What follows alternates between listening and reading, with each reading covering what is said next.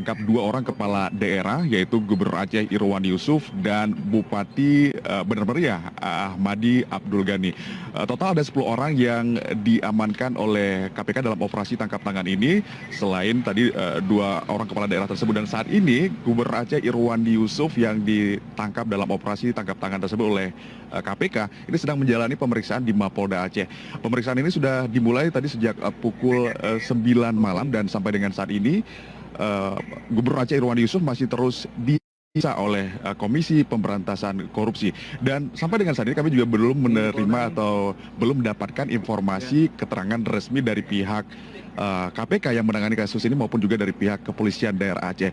Namun menurut informasi yang kami peroleh dari yang beredar di Polda ini, ada yang mengatakan bahwa Irwandi ini diduga ditangkap oleh KPK karena terlibat dalam korupsi dana otonomi khusus, khususnya dalam hal pembangunan jalan.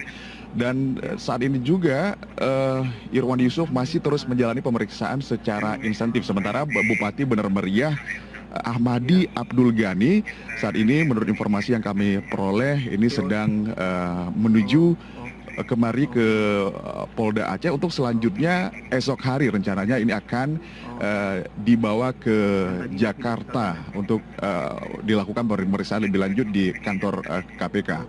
Yohana. Kepala daerah yang tadi juga turut diduga terlibat di dalam OTT tersebut, ada pihak-pihak siapa lagi yang Anda dengarkan atau mungkin dapatkan informasinya? Ya, total ada 10 orang yang diamankan oleh pihak KPK, di mana 8 orang lainnya adalah ini pihak non-PNS. Namun kami juga belum memperoleh informasi secara detail siapakah 8 orang tersebut lainnya yang juga memang diamankan. Meskipun kami juga mendapatkan kabar begitu, ada informasi yang beredar, ada anggota DPR RI yang berinisial F asal Aceh juga diamankan dalam operasi tangkap tangan ini. Namun sekali lagi kami juga belum mendapatkan informasi keterangan resmi dari pihak KPK yang sedang menangani kasus ini, Yohana. Baik, Al-Hadi, terima kasih untuk informasinya. Kita tunggu update terkini perkembangan dari kasus tersebut. Al-Hadi Habibi langsung dari Aceh. Pemirsa, jumlah korban. I know that you like it like that.